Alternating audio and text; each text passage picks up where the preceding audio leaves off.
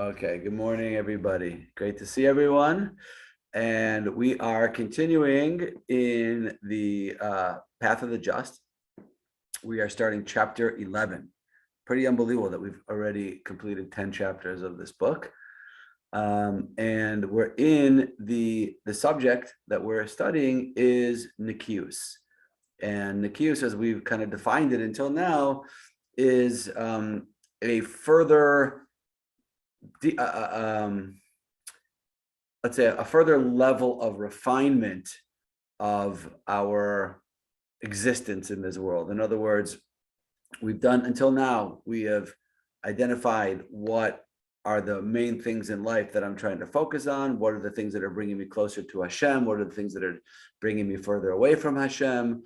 What are the things that I need to do to pursue that closeness? What are the things that I need to avoid to maintain that closeness? And that's the baseline of developing a relationship with Hashem. Identifying the relationship as being the number one goal, figuring out what are the things that I need to do to build that relationship and doing them, figuring out the things that I need to avoid in order to maintain the relationship and avoiding them. And that's, now I have established that I'm here on this planet to get close to Hashem, and I have a plan on how to do it. Now, Nikios is like, okay, now we're going to take it to like 2.0. We're going to try to refine it and look more carefully and more, what was the word we used last week? Going a little bit more granular. Granular? Why does that not sound right? Granular in our avodas Hashem. And that's what Nikios is really all about. And we're going to start chapter 11. Last chapter 10 sort of described the concept of Nikios, which is what I've been saying up until now. 11 is when we go into specifics and into details. And in the first section, he picks three topics. And the reason why he picks three topics, we started talking about them a little bit last week, is because these are three areas where all of us, no matter where you're holding, could always take it up a notch. We could always, improve a little bit, because there's so many nuanced levels and layers of commitment to these three areas. And the three areas are, well, let's start with a little introduction over here. In this lengthy chapter, Ramchal divides his discussion of Nikios into three main parts. First, he clarifies Nikios as it pertains to sins that result from temptation. Okay, that's part one. That's where we're going to start today. I know that something is not right. I know that this is not going to bring me closer to Hashem, but it's really hard to avoid because of the pull that it has, the temptation that it has for me. Okay. The next level, or the next topic that he discusses after that, is Nikios regarding sins that stem from human interaction, meaning it's the environment and the human relations that I have that are likely to lead me to stumble in these areas. For example, lashon hara, right? It's not like I set out to, when I wake up in the morning, to go speak negatively about somebody, but in the course of human interaction, it becomes very difficult sometimes to avoid saying things that are harmful or can have a negative impact. That's the second level. And finally, he discusses Nikios with respect to negative midos, bad character traits. Okay, so that's what's coming up in the next many weeks. So just skipping a little bit, in the first section of the chapter, he deals with three categories of sins that result from temptation. We'll see what those are: theft, illicit relations, and forbidden foods. Okay, and we're going to start by talking about theft. So theft, we'll see in a minute what that means. Illicit relations has to do with purity of intimacy between a husband and wife, and the sacred nature of that relationship to the exclusion of all the other, forms of pursuit in the realm of sexuality that are not sanctioned in the relationship, but by the Torah within the relationship of a husband and a wife. And we'll see what that's all about. And thirdly, forbidden foods. Okay, obviously, as human beings, a lot of us have weakness when it comes to food. Either committing to kosher standards in what we eat, or even committing to what we eat from a health perspective. Right? We all know what's healthy to eat, what's not healthy to eat, but we don't always have the strength to eat what's good for us and to avoid the things that are not good for us. So that's part of what we're going to talk about when we get to Nikius as it relates to forbidden foods. So let's get into the topic of theft. So the details, and please, this is a discussion, unmute yourself, jump in at any point with any comments or insights or questions or thoughts or whatever. The details of the trait of Nikias are exceedingly numerous. In fact, they are as numerous as all the details of the 365 prohibitions in the Torah. For indeed, the essence of the trait of Nikius, as I have already stated, is for a person to be purged of all the extensive branches of the various sins, not only for those that seem to be more primary and obvious. Thus, this trait encompasses full adherence to every detail and nuance of each of the Torah's prohibitions. And this is where people tend to get, tripped up. Like somebody might say, look, I believe that, in monotheism, I believe there's one God. I believe God gave the Torah to the Jewish people. I believe, keeping the Sabbath. I believe, keeping kosher. But what does that mean? It means like, I'm not going to mix milk and meat, or I'm not going to drive on Shabbos, whatever it is. But that's not the full extent. Every one of the 365 prohibitions has details, countless details, numerous details. And it's usually the details where people get stuck. And even philosophically, they might say, it's very common to hear people say, does God really care if I, choose, if I separate the bad jelly beans from the good jelly beans on Shabbos? Like, really, God really cares about that? Or does God really care if, a drop of my, chicken soup falls into my omelet, whatever, the little things, the minor things, the tiny little things. Does God really, really care, what I eat so much down to the detail? And that people have a hard time believing that. And not only they have a hard time believing it, they have a hard time living with it. And the answer to the question is yes, believe it or not. God does care, because as I always say, halacha, I like to think of halacha as the science of the metaphysical world, as opposed to the science of the physical world. But the reason why I think that's a good comparison is because just like when it comes to science in the physical world, there are laws of nature. There are scientific laws that define reality. And you can ignore them, or you can disagree with them, or you can think that they're ridiculous, or you can think that the minute details of them are irrelevant, but they're not going to change. They're there and they're real. And ignoring them can lead to, really devastating results. So the same thing is true when it comes to the science of the metaphysical world, of the spiritual world, of the non-physical world, which is what halacha is. The details do actually matter. If I have a pair of tefillin, right, that I'm wearing, and I think I'm doing the mitzvah, but if I have one of the details of the halacha and how to write those tefillin, or how to build those tefillin, or how to construct them wrong, then I'm just wearing some boxes on my head, and the spiritual benefits of the tefillin are not taking place. I'm not doing the mitzvah. That's why that's why it's worth investing a little bit more in a pair of tefillin.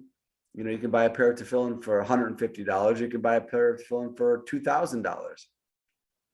You don't need to buy the $2,000 pair of tefillin, but if you buy a pair of tefillin for a couple $100, the chances are that they're not actually going to be kosher. And then you're wasting your time. You're putting on these tefillin, but nothing's really happening, because the details matter.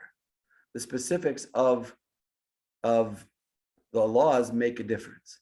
So when it comes to each mitzvah, you have the basic mitzvah, but then you have the little nuances and the details. Nikias is about going into the details and trying to get the details right, and trying to be as on target with the specifics and the nuances as possible to be getting the full benefit of the mitzvah. Okay, so what does he say over here? However, I'm on the bottom of 171. Even though the evil inclination strives to cause a person to transgress in all sins, the Yetzer Hara doesn't discriminate. He goes after everything that there is. But certain sins that human nature covets more intensely, and regarding them, wait, did I skip something? There are certain sins that human nature covets more intensely, and regarding them, it will show him more rationalizations. Okay, so that's what we have to be aware of. There's a relationship between my physical desire for a particular action and the amount of automatic rationalization that'll take place in my thought processes in order to allow, justify, or rationalize my acting in that particular way.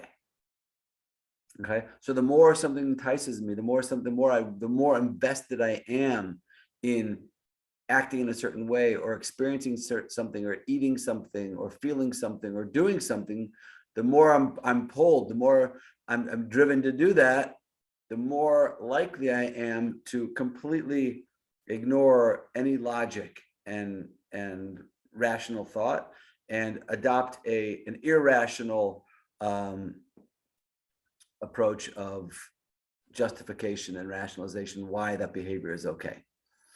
Okay, so for this reason, one will need greater reinforcement in those areas to prevail over his inclination and to be purged of sin. And thus did the sages of blessed memory say, this is what they meant when they said theft and illicit relations are things that a person's character covets and craves. Therefore, we'll concentrate on Nikias regarding such sins. Okay, now we talked about this last week, theft. What does it mean, theft? I like to think that most of the people on this call are, honest people. I look around on the screen, I don't see anyone that strikes me as being a thief. Okay, maybe one or two, but nothing, come on, not most of us aren't. What does it mean? We have an inclination towards taking things that aren't ours.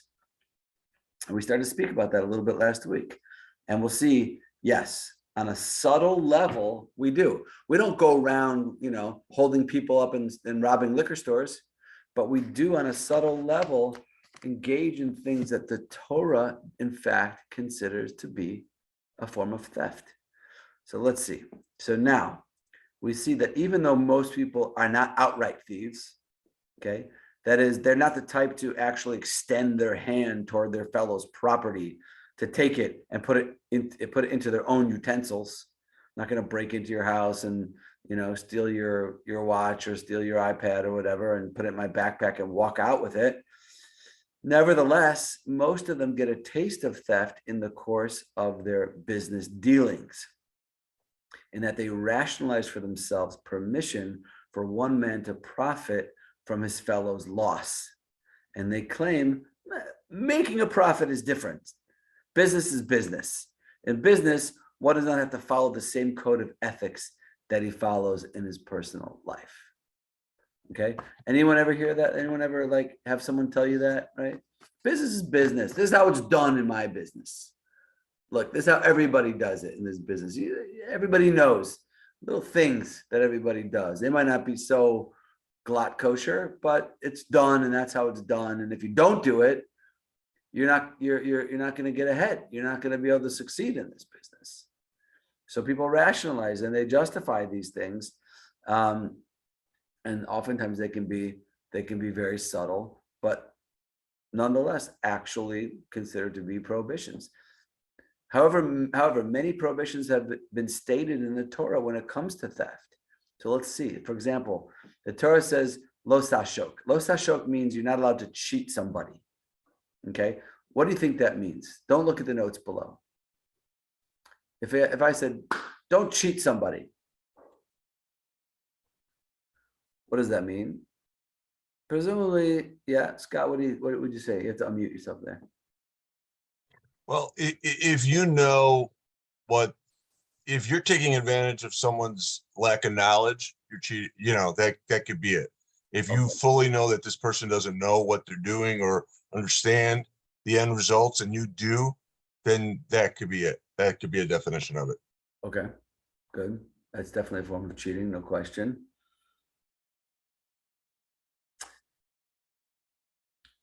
What the Torah actually means, according to Rashi over there, is something that none of us would have thought of, I don't think. Look at note number 4.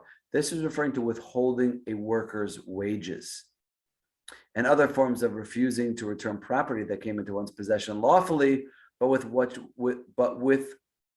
one now withholds from his owner unlawfully. Okay, so in other words, if you have somebody who comes and does work in your house, so there is actually a Torah prohibition of not paying that worker on time. Now, on time can be defined between the two of you. You can create a definition of on time, but in some areas of work, on time means on the spot. Paying your workers on time. If you don't pay your workers on time, that's a form of theft according to the Torah. And also just holding on to somebody's possessions. You borrow a book from somebody. How many times has it happened? You borrow a book from somebody. Let's do it the other way around. How many times has it happened that someone borrowed a book from you and never returned it? Raise your hand if you remember a time when someone borrowed a book from you and didn't return it.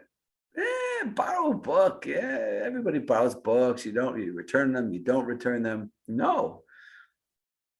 If you borrow a book from somebody, you have an obligation to return it to that person within a reasonable amount of time. And if you don't, that's a form of theft. We have to be aware of these things. We have to be careful about these things. David? Yeah. A question. How's about when you say cheating, you're talking in financial terms or property terms. How's about cheating someone out of a mitzvah? To use your example before of someone who knowingly sells not kosher tefillin. You're cheating that person out of doing the mitzvah. They may not know, and Totally. they buy the tefillin and, with all good intentions. Totally. So, that's deception. And that is definitely a form of stealing. It's a form of stealing. When you're in the business when you're selling stuff for a living, you're in the sales business, there's a lot of laws about what's considered to be honest and dishonest. And you got to know them. You got to have awareness of what they are. Even false advertising, what's considered good, fair and unfair competition, stealing someone's goodwill. There's a whole area of Torah law called Genevas Das. Genevas Das means when you're stealing somebody's, I think he's going to talk about it later, when you're stealing somebody's goodwill. I'll give you a perfect example, okay? I always like to give this example. Let's say you're in shul and you overhear two guys in front of you talking. And one of them says, hey, I'm leaving tomorrow. I'll be gone for 3 weeks. I'll see you when I get back. Okay. So now you know that that Ruvain is leaving town for 3 weeks. Okay. Now you happen to know that Ruvain happens to be a potential customer of yours or a customer of yours. Okay. So now you know Ruvain's leaving town for 3 weeks. So then you go over to Ruvain and you say, hey, Ruvain, I just got boxed seats for the Cubs game, the Cubs Brewers game this week. How'd you like to come with me? It'd be fun. We can go together. Well, you don't have tickets for the game, but he's going to say, oh, that's so nice of you. Thank you so much. But I'm not here this week. I'm going out of town. And you're like, shoot. Okay, well, sorry, it's not going to work out. And then Ruvain walks away and says, wow, that was so nice. He was going to take me to the game. I really appreciate that. And now Ruvain has goodwill towards you, right? And the whole thing, you did that just to sort of steal his goodwill through ill-gotten means, right? That's called genevas das. That's not allowed according to the Torah. Now, no one would ever think that. Who would think that that's a prohibition in the Torah? I didn't really steal anything from him. Well, I did. I stole his goodwill. Now, let's say I took him to the game. I took him to the Cubs game, and now he has goodwill towards me, and he's my customer. And now he's going to be a better customer or a more committed, loyal customer. That's fine because I didn't steal his goodwill. I earned his goodwill. I bought his goodwill by taking him to the game. That's fair. But if I steal the goodwill with a plan that's not real, that's not legit, where there are no tickets to the game, but I know he's going to say no because I know he's going. That's called stealing his goodwill, and that's a form of theft. Very subtle, but we do things like that. We do things like that if we're not careful. We don't know. Okay, so the Torah says don't cheat your fellow, and then it says lo sigzol, don't rob somebody. Lo signovu, don't steal. Velo sichachashu, don't deny falsely. That means basically to, I don't owe you any money. You do. You borrowed money, but I didn't borrow money from you. Okay. Lo sishakru ish b'amito, you shall not lie to one another. Lo sonu ish es achiv, don't aggrieve somebody else. That means overcharging. There's a prohibition of overcharging, Torah prohibition. If the value of something is X, or the market value of something determines that this particular item or object is worth a certain amount, there's a limit. You can only charge up to, I think it's 1/6 more than the market value of that item, unless you're providing some kind of special service that goes along with it, whatever. But you're not allowed to overcharge the more than 1/6 above the value of what you're selling. And if you do, overcharging, even if they agree, you might think, well, I'm overcharging, but they agree. I'm the only guy in town, and if you want to buy it. I'm charging double what it's worth. Can't do that. Torah doesn't allow that. That's a form of theft, subtle form of theft. Okay, that's called lo sonu ish es achiv. Don't aggrieve one another. Lo sasig gvul reacha. Don't move the boundary of your fellow. Literally, that means if you and your neighbor have a fence, that's a demarcation that delineates your property line and his property line. And when he goes to sleep at night, you move every night. You move the fence out just an inch or two, so he can't notice it. You're stealing his property. But what that also means, the broader application of that is doing something to encroach upon somebody's livelihood in an unfair way that violates the laws of fair competition. And those laws of fair competition are defined in great detail in the Talmud. What's fair and what's not fair. When is it okay to open a competing business? When is it not okay? And there are a lot of details. It's very complicated. These are all the laws of business ethics. They're fascinating. Okay, so now all of these subcategories of theft encompass many of the things that are done in the course of standard business dealings, right? Everybody does a little false advertising here or there, or a little bit of encroachment here and there. But just because everybody does it doesn't mean that in any way that it's permissible. And in each of these subcategories, there are included many forbidden things, meaning there are details, tremendous amount of details. For it is not only the blatant and obvious act of cheating and theft that is forbidden, but anything that can ultimately lead to it or cause it is in truth also included in the prohibition. I want to read the story down below, and then we'll take a break and see if anyone has any thoughts or comments. So look at the asterisk on the bottom of page 174. The lengths to which one must go to avoid any misconduct in these matters is illustrated by a story. It's a great story, and the story of Rabbi Yisrael Salanter. Rabbi Yisrael Salanter was the founder of the Musar movement. He was known to be an incredibly scrupulous, ethical person. So the story was that he and another renowned sage once entered a small shul in Vilna to pray. They were davening there. These were the days before running water, and the congregants washed their hands from a small basin filled by the shamish for this purpose.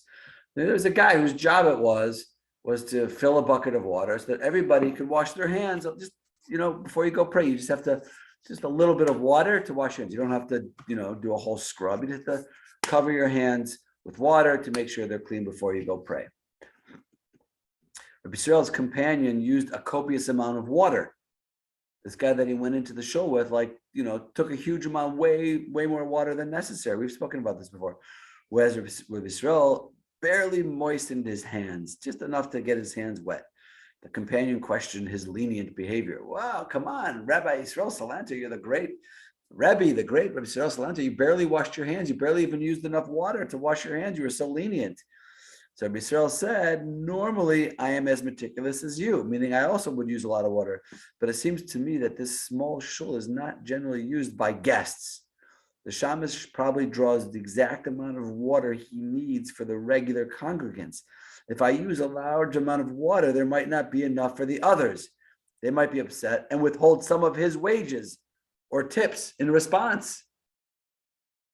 And that's why he used just a tiny bit of water. He was thinking ahead, right? That is Nikias. If there's a story that demonstrates Nikias in my mind, it's that story. Because I'm going into shul to pray. There's water there. I can use the water to wash my hands just like everybody else.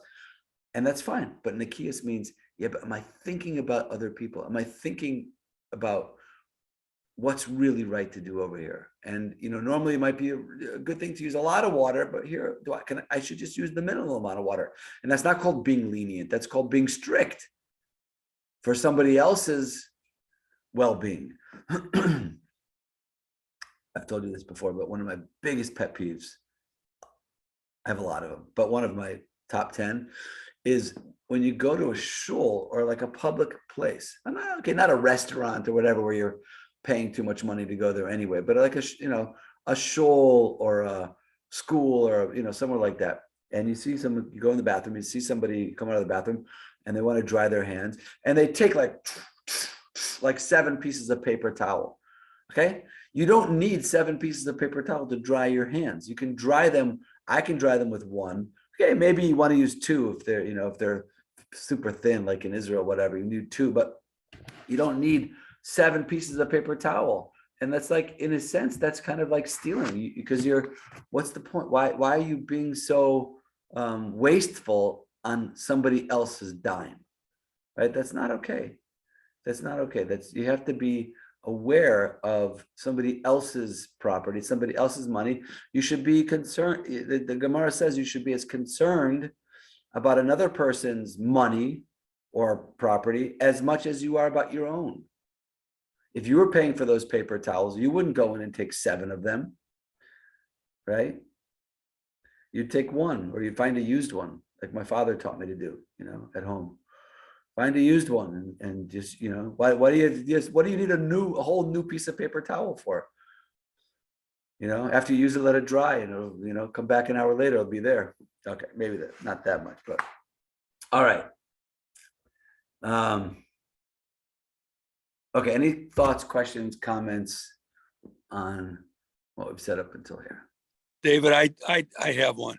It seems to me, I was thinking about outreach and all the people at L'Chaim Center or that we've been exposed to that don't come back.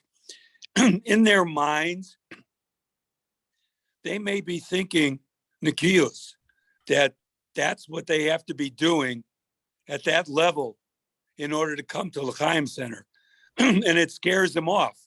So how do you convey to someone who's new or really doesn't have, the knowledge or the interest to that you go slowly? But, like Mom used to say, you stay at the bottom of a big building and you look up to the top and you say, I can't do it. But you forget that there's steps or an elevator all the way up to get to the top. And it just seems to me that that's a real critical thing for bringing people into L'chaim or any other organization, letting them know just that they don't have to be at the Nikias level. Before Right. you answer that, David, I wanted to just, that was similar to the question I was going to ask when you talked about how you have to have the details right or the mitzvah doesn't really count. So that I was wondering, so is there partial credit or are we out of, like you always said, half? How do you reconcile those two? It's kind of a question. Okay, so I think those are related questions, and it's a very, very good question because on one hand, I did just basically say that if you're missing one detail of the mitzvah, it's like you're not doing it. And that's kind of an all or nothing approach. And then that kind of discourages, trying or doing partial. So trying to think about how to clarify this. I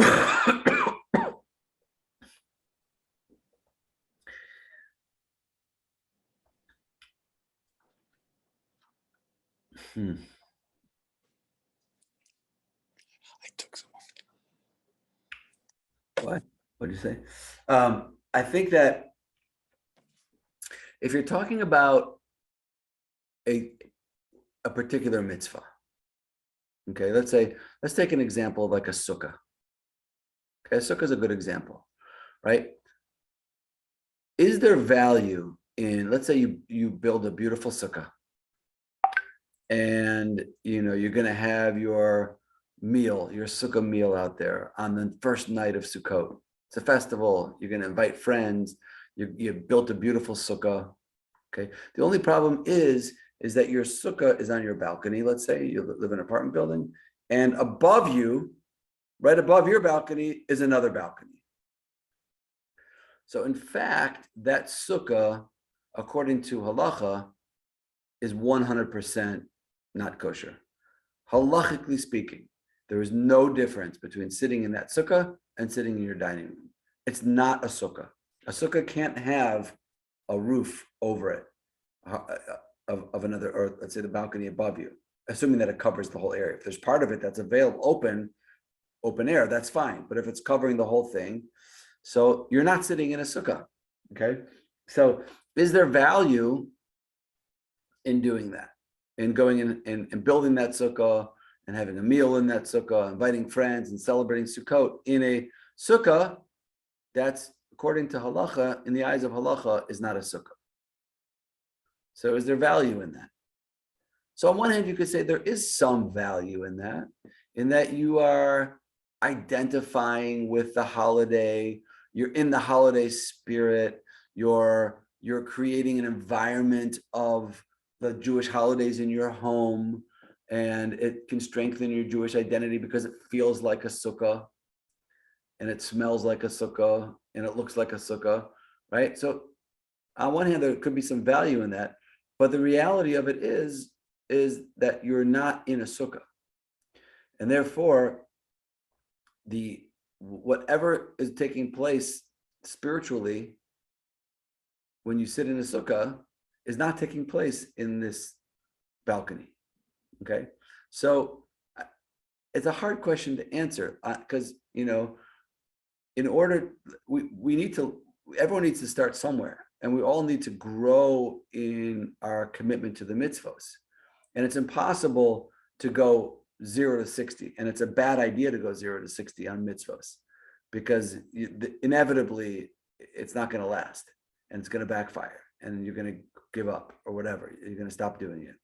So we always encourage slow growth when it comes to mitzvahs, but you also have to have in mind that the end game is to get to the point where you're performing the mitzvah, at least on a basic level, according to halacha, right? So let's talk about Shabbos. I always say, with Shabbos, you can't just, let's say someone comes and says, I'm interested in starting to become more observant of Shabbos, right? So a bad rabbi will say, okay, great. Here's how you do it. At sundown on Friday afternoon, everything goes off, your phone goes off, your TV goes off, the lights go as they are, you unscrew the the light bulb in your refrigerator, you tear the toilet paper, and all the food is ready and on the blech, and you go through all the laws of Shabbos, and that's what you got to do if you want to keep Shabbos. Okay, what's that person going to say? Whoa, whoa, whoa, whoa! I just meant that I wanted to have my family over and sing Shalom Aleichem and make kiddush and eat challah, right? So a smarter approach would be, you know what? Great, you want to do Shabbos? Start with Friday night. Just start with something small. Friday night between 6 and 8 p.m. You are observing this Shabbos according to halacha. Start small, right? Now, is that a full observance of Shabbos? No, of course it's not. But is it something meaningful and real? Yes, but not as an end, but as a step toward the end. I mean, you have to start somewhere, and you have to, jump in at some point, but then you have to be committed to working on it and getting it better and better and better. If you're in the exact same place in the mitzvah that you chose to start doing 10 years ago, 10 years later, you're still holding on the same level as you were holding when you started doing that mitzvah, then there's a lot of growth that you missed. There's a lot of opportunity for upping your commitment to that mitzvah that didn't take place. So you got to start somewhere small, but you got to be committed to moving it along and continuing to grow and upgrade in that area. So when you bring new people in, obviously you can't overwhelm them and show them here's the deal, guys, it's all or nothing. Okay, that's how we roll L'Chaim Center. Are you in or not? You're not going to have a very packed house. But at the same time, if people, come and they come for years and years and years and years and years, and they love learning, and learning is so wonderful and great, but they're not taking steps towards, upping their game and their commitment towards halacha, then there's also something missing. So it's a balance, and you have to kind of guide each person in that journey at the right time, at the right steps at the right time. I have an analogy that may be helpful. Like in a game every Sunday, and during the week, they have all these plays that have to learn and practice, and they don't necessarily get them exactly right, but they keep practicing them. In each play, they have to get all the details right to make it work, and so they're committed to practice and practice till they get it right for the real game where it counts. That's great. That's a great analogy. I like that. It's very good. Okay. All right. Any other questions before we go just a tiny bit further? Okay. Let's just see. As we know, as we are all experts in Ramchal by now, 10 chapters in, we know at this point what's the Ramchal going to do. He's made a very strong statement that there's these subtle forms of stealing. He's going to now back it up, support it with some proof from Talmud usually, or from the Medrash, or from the prophets, or whatever. So he says, in reference to this matter, the sages of blessed memory have stated, he did not defile his fellow's wife. That's a verse from Yechezkel. What does this mean? It means that he did not encroach upon his fellow's trade. Okay, look at note number 6. The prophet Yechezkel describes a righteous man as one who did not defile his fellow's wife. That's righteous? I didn't defile my fellow's wife. I'm a tzaddik. The sages explain that this means something a little bit more. It means that you didn't encroach upon his livelihood. Okay, because encroaching upon your fellow's livelihood is considered as if you're defiling your fellow's wife. Okay, now obviously that's not literal, but it means that you're affecting his family. You're impacting the viability and the overall success and health of his family when you encroach upon his livelihood. Encroaching on someone's trade down below refers to opening a competing business in cases where halacha forbids it. I mentioned earlier that sometimes halacha allows competition and sometimes it doesn't. And if you're not sure, you got to ask. You know, there's a pizza shop in Chicago and you want to open up a new pizza shop. Before you do it, you got to ask the rabbi, you know, is that okay? Is it not okay? Am I encroaching on someone's business? Is that kosher? Is it not kosher? Okay. On 175. The degree to which one must avoid encroaching on his fellow's trade. In fact, the Tana Rabbi Yehuda would caution a storekeeper, do not distribute toasted grain or nuts to children in order to accustom them to frequent your store, as he felt this would confer an unfair advantage on the storekeeper over his competitors. And even the sages who disagree with Rabbi Yehuda permit it only because his fellow storekeeper is able to do this as well. So the practice does not confer an unfair advantage on any one of them. Just explain what that means. There's this dispute in the Talmud about this very topic. Two guys have the same store. They both sell, you know, nuts and candy and whatever, cigarettes and beer. And one of the guys comes up with this great idea, you know, I'll give out free, hand out free candy or free nuts or whatever to the people that come to my store.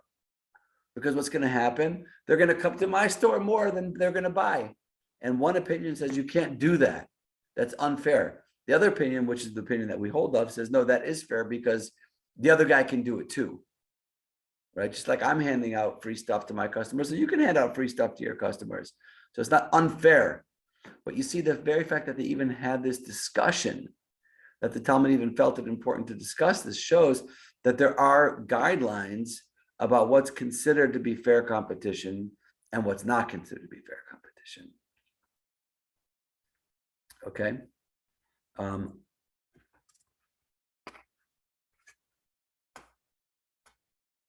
Okay, let's just finish this page and then I think we'll stop here. Okay, so the severity of stealing from one's fellow man. The sages of blessed memory also stated, Kasha gezel hedjot mi gezel gavoa. Theft from a common man is more severe than theft from the Most High, meaning stealing something from the temple, from the Beis HaMikdash. As is evidence from the fact that in this case of theft from common man, the verse mentions that the thief's sin is before his treachery. It mentions that his thief before treachery. Whereas in the case of stealing from the temple, it mentions treachery before the sin. But it's just they're chopping up the sentence and looking, you know, at the grammatical structure of that sentence. But the conclusion is that it's better to steal from the temple, the holy temple, than it is to steal from another person. Better to steal from God than it is to steal from another human being, which is kind of a surprising statement, but you see how serious the Talmud treats this issue of ethics and scruples in our business dealings and in the way we treat other people's property. Okay, I'm going to stop here, but let's just see if anyone else has any comments or anything they want to bring up before we sign out.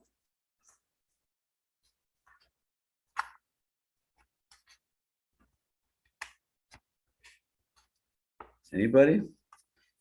Jeff? No, I so much though of I mean, not the religious halacha,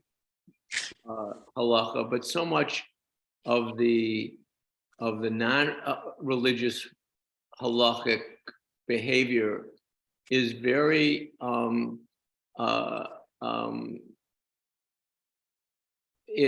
common sense,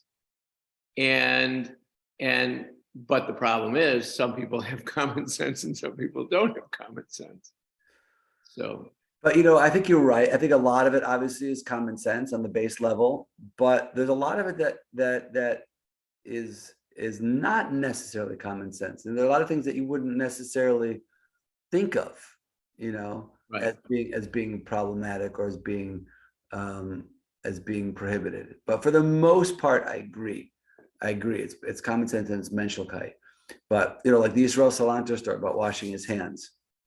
How many people are going to think of that, right? That's a very, very high level, I guess you could say. But that's the same thing as, I mean, I have a friend in particular that, you know, we go to dinner and they put out a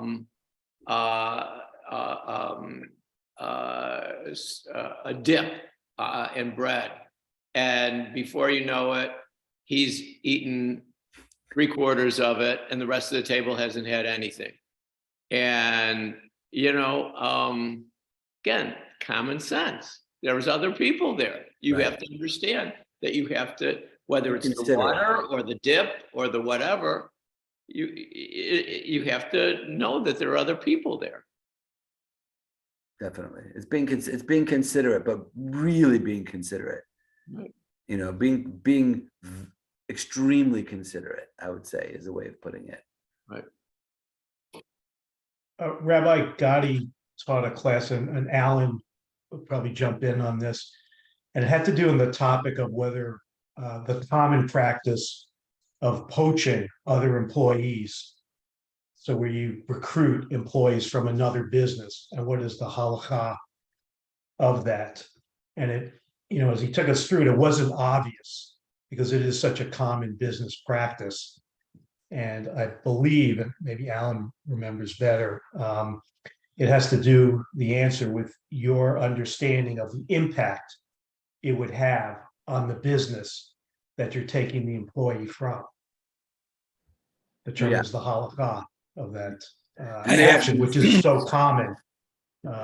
You wouldn't think of it as a Right. having a. Some people even make a living doing that. I have to recuse myself from this. I was a headhunter for 12 years. Yeah. Yeah. Thank goodness. Okay.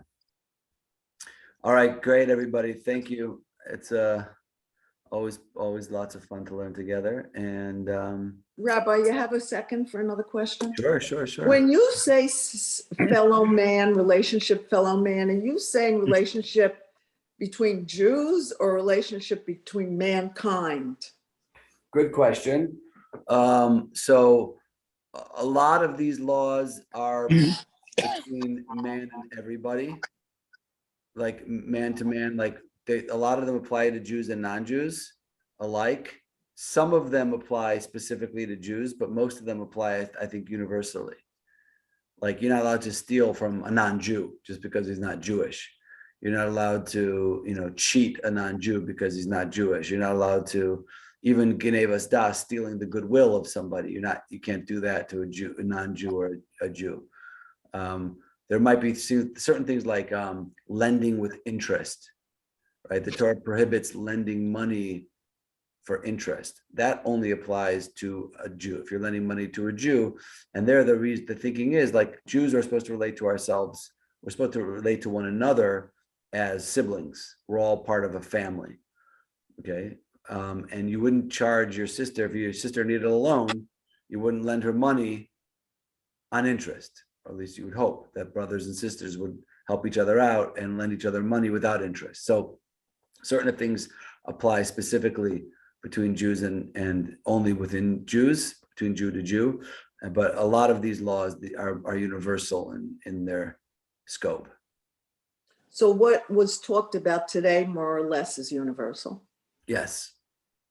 All the things that have to do with stealing apply to non-Jews as well. Yeah.